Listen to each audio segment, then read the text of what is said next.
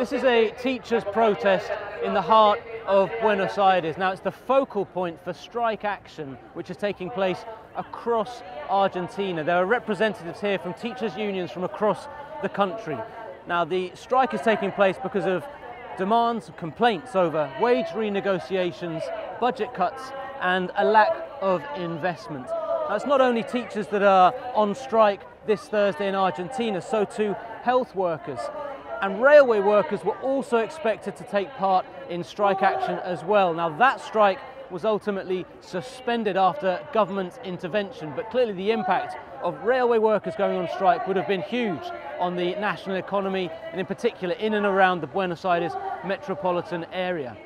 Now, this strike action centers on the economic situation in Argentina, and that's an economic situation which centers on the inflation rate.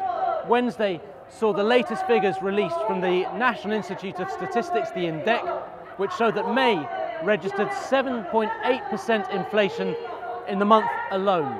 That figure places inflation over the past 12 months at 114%. And naturally, that eats into workers' wages, and in particular is being felt when it comes to the cost of food and the cost of living and the impact that has on people's living standards.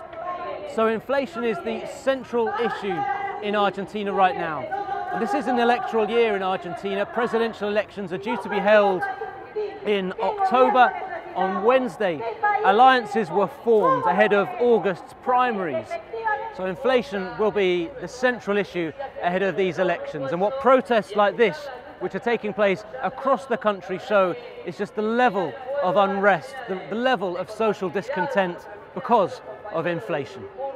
Joel Richards for CGTN in Buenos Aires.